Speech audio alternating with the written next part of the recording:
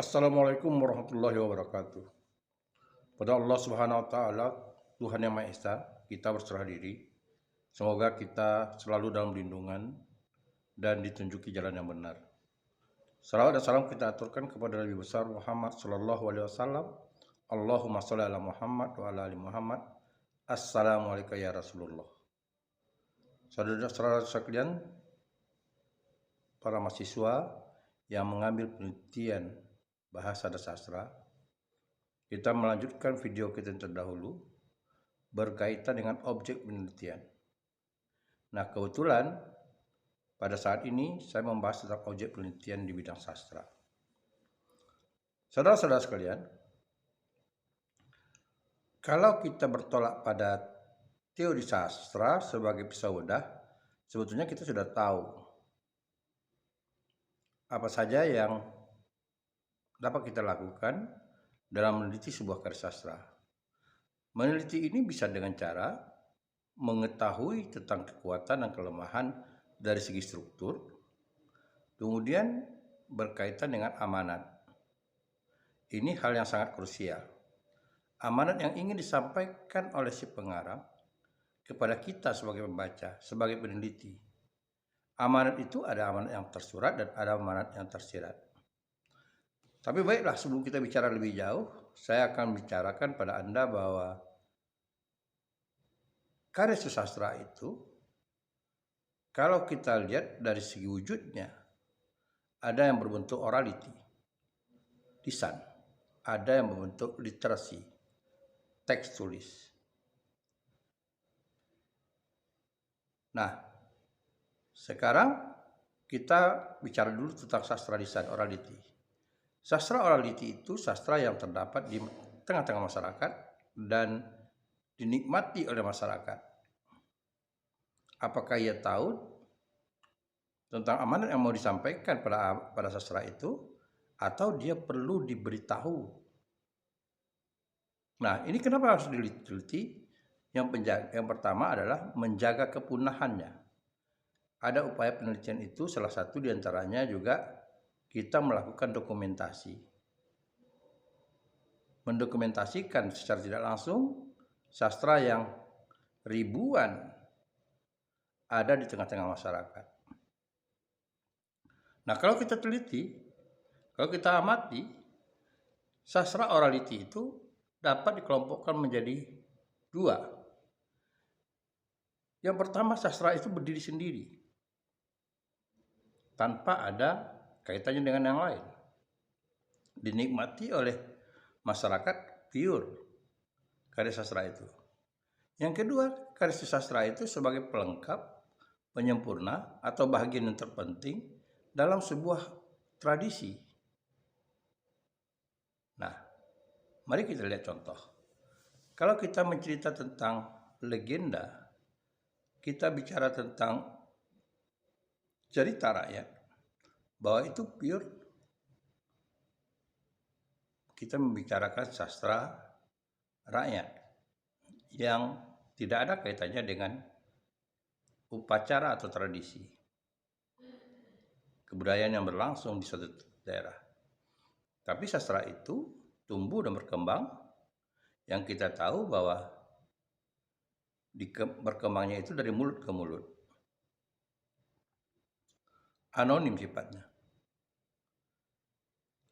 Nah, kenapa kita harus teliti?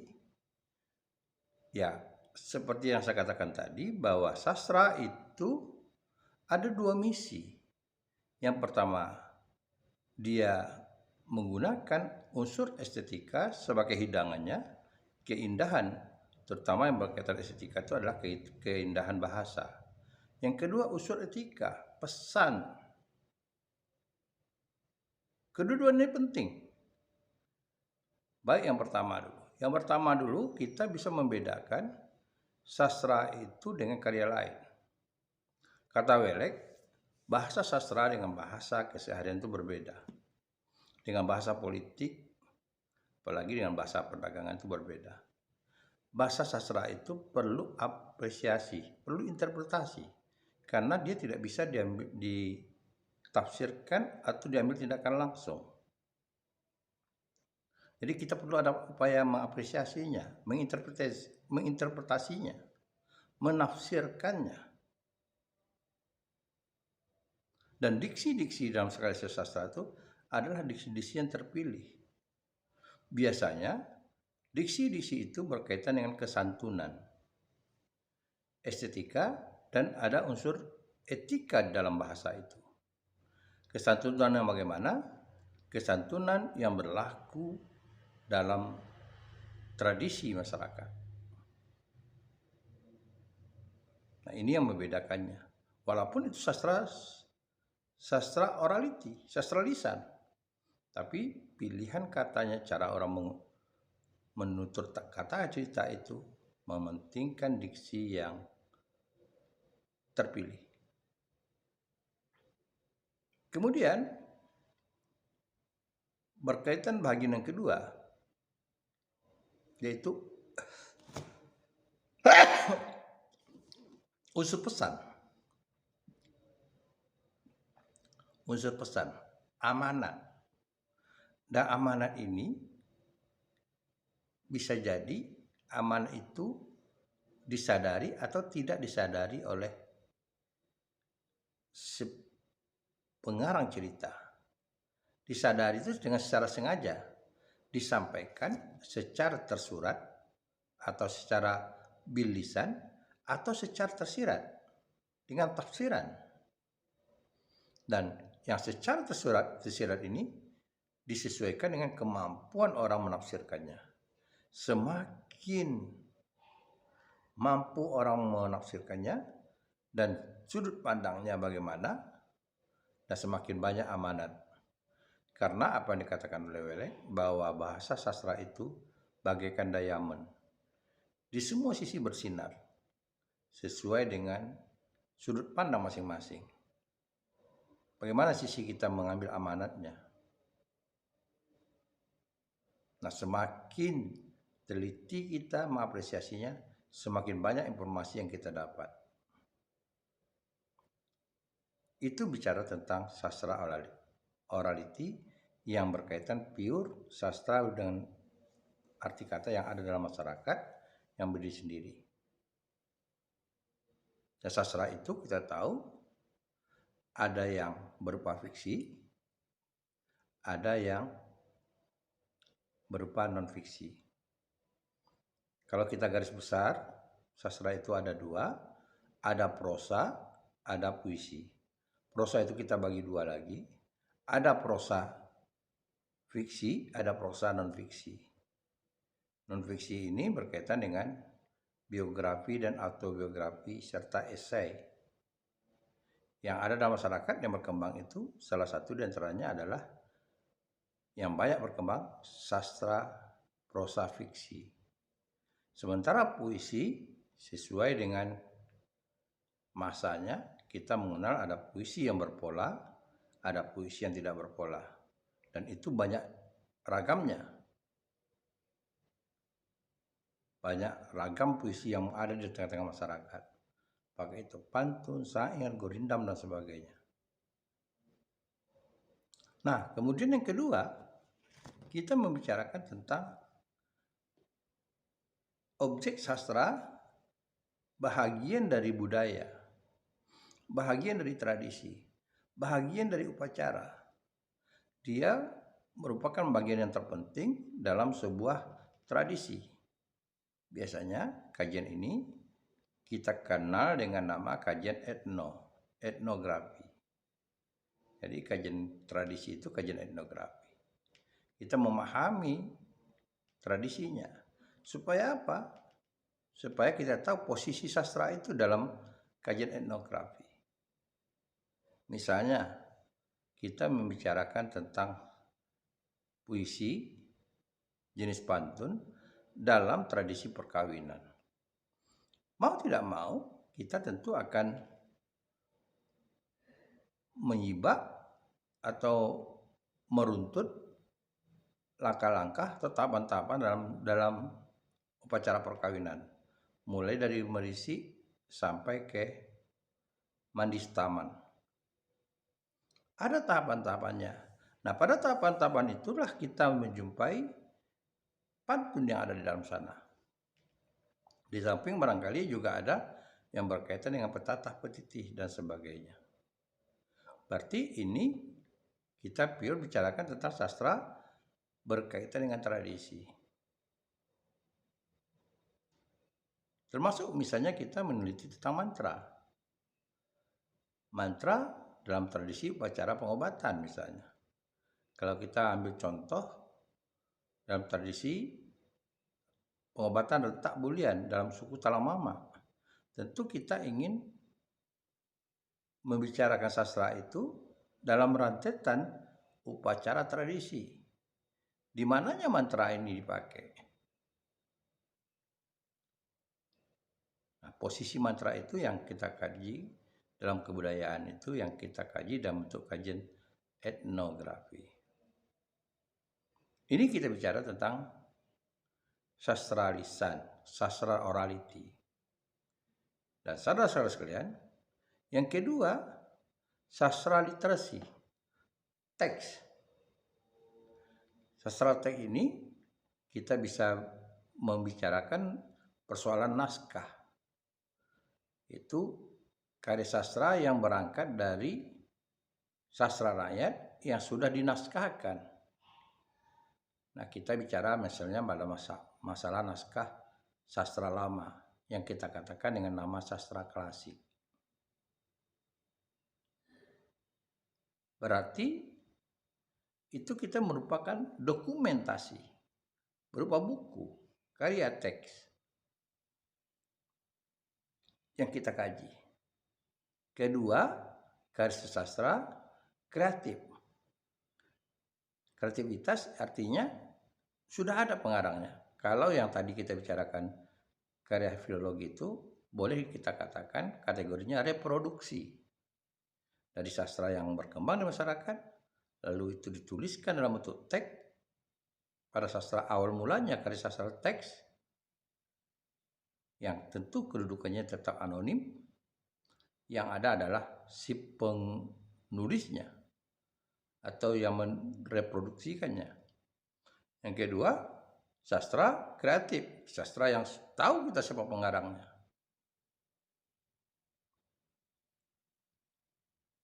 Nah, ini juga kalau kita kaitkan kategorinya sama dengan tadi. Bahwa sastra ini adalah sastra yang dibagi atas dua kelompok, yaitu sastra berbentuk prosa fiksi dan non-fiksi, dan berbentuk puisi. Membedakannya yaitu dari segi ragam bentuknya, struktur bangunannya. Nah, kalau kita bicara tentang ragamnya itu, genre-nya itu berkaitan dengan puisi, kita sudah tahu bahwa dia terbuat dari bait-bait. Dia menggunakan bait. Sementara fiksi menggunakan paragraf. Nah, ini yang perlu dipelajari, dipahami berkaitan dengan ini. Berkaitan dengan objek karya sastra sebagai objek penelitian. Lalu bagaimana cara penyajian karya sastra itu juga beragam-ragam. Ada yang dilakukan, ada yang diceritakan secara langsung. Misalnya khotbah. Ada yang didendangkan seperti syair, lagu. Dan itu tidak diharamkan dalam sebuah karya sastra. Karya sastra, mau bagaimanapun cara penyajiannya, kita perlu berketetapan bahwa karya sastra itu dilihat dari aspek bahasanya. Mau bagaimanapun kita cara penyampaiannya, asalkan bahasa itu digunakan adalah bahasa yang mementingkan keindahan, estetika. Apakah itu estetika itu berkaitan pada tingkat bunyi, estetika itu berkaitan dengan pada tingkat gaya bahasa, diksi dan sebagainya. Berarti unsur estetika. Yang kedua, membedakan karya sastra itu dari dengan bahasa lain, bahasanya itu perlu diapresiasi. Nah, itu yang membedakannya. Jadi unsur keindahannya yang dipentingkan. Dan yang ketiga, kita tahu bahwa sastra itu ada pesan tersurat dan tersirat. Lalu bagaimana kita mau meneliti tentang karya sastra itu? Dari kacamata mana? Ya dari kacamata teori sastra. Dalam teori sastra, kita dapat mencermati karya sastra itu, apakah sastra orality atau sastra itu literasi yang harus memenuhi syarat dapat kita lakukan. Pertama, kita mengaitkan atau menghubungkan antara karya sastra dengan pengarangnya. Bagaimana pengarangnya menulis karya sastra itu? Ini bisa bedahnya kita katakan struktural genetik. Karena apa? Karena pengalaman para pengarang itu mempengaruhi karya sastra. Hasil dari apa yang dialaminya, apa yang didengarnya, apa yang dilihatnya, itulah dicurahkannya dalam karya sastra.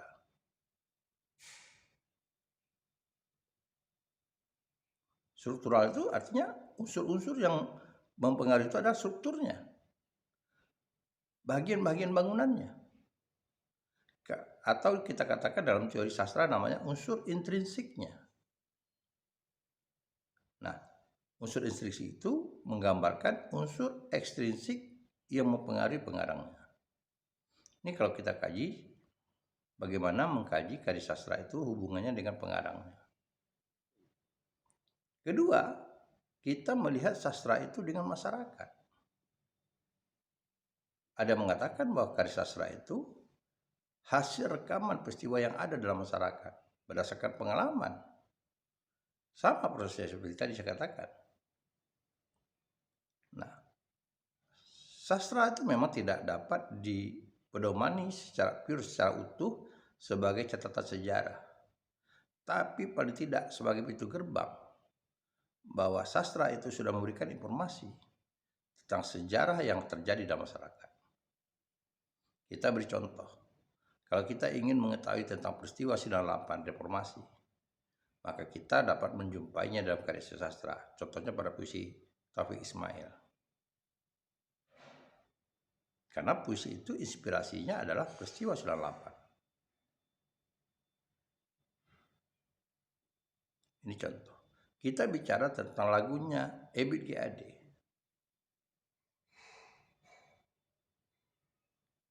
Tentang bencana alam. Nah, ini tentu ada peristiwa yang terjadi bencana alam yang dicermati oleh Ebit GAD. Kita bicara tentang lagu Iwan Fals, Umar Bakri. Nah, tentu tidak kita bicarakan Umar Bakri kekinian, seorang guru. Nah, tentu kondisi guru yang memprihatinkan pada masa Orde Baru yang hidup memperhatikan.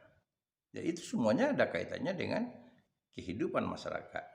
Nah, ini bisa bedahnya kita katakan dengan pendekatan mimetik. Begitu juga misalnya kita membicarakan yang berkaitan dengan disiplin ilmu lain.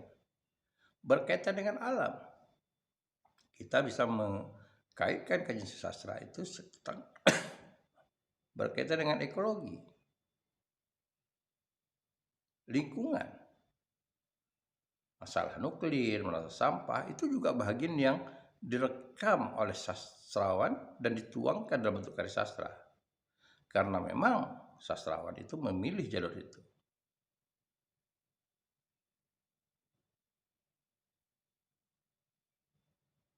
Nah, sekali lagi saudara sekalian, Anda bisa buka lagi teori-teori yang berkaitan dengan karya sastra. Ada lagi misalnya kita tidak memperdulikan atau keterkaitan antara pengarang dengan karya sastra atau dengan lingkungan. Kita katakan ya, kita bicara objektif. Pendekatan objektif. Kalau tadi kita pendekatan subjektif. Ini pure pendekatan objektif. Memang karya itu aja yang kita bicarakan. Nah, kalau yang kita bicarakan itu ya berkaitan dengan unsur intrinsik. Unsur bangunannya. segala sesuatu yang melekat dalam karya sastra itu yang bisa kita kaji. Tentu kajian kita itu membedah penelitian karya sastra ini tidak terlepas dari yang namanya kritik. Kita melihat kelebihan dan kekurangan karya sastra.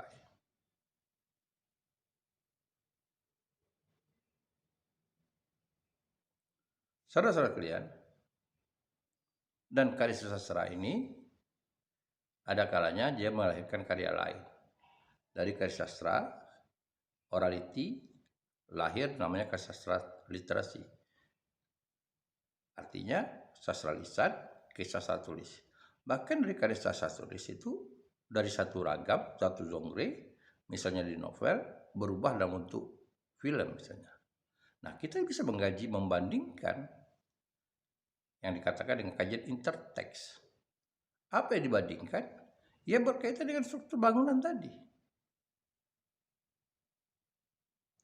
Bahwa orang menggarap karya-karya novel dalam bentuk film tentu tidak akan mungkin secara utuh bagian film itu yang diangkat.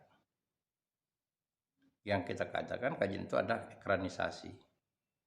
Bisa jadi dikurangi, bisa jadi ditambah, bisa jadi divariasikan. Nah, kita membandingkan itu supaya memberikan informasi kepada pengarang atau kepada penikmat tentang perbandingan itu layak membaca film atau menonton film atau membaca karya. Di mana letak kelebihan dan kekurangannya? Bisa jadi sebuah karya sastra dalam bentuk novel lebih bagus dibandingkan dalam bentuk film setelah digarap dalam bentuk ekranisasi, atau sebaliknya, novelnya tidak terkenal tetapi ketika digarap dalam bentuk wujud lain film, maka dia akan viral. Jadi inilah keberadaan. Sebetulnya pada hakikatnya penelitian tentang karya sastra itu berkaitan dengan bagaimana kita mengambil ilmu pengetahuan baik tentang objek karya sastra itu maupun apa yang dapat kita ambil hikmahnya berkaitan dengan pesan. Kalau kita katakan bahwa karya sastra itu dibangun dengan dua unsur, ultele dan dulke, keindahan dan manfaat.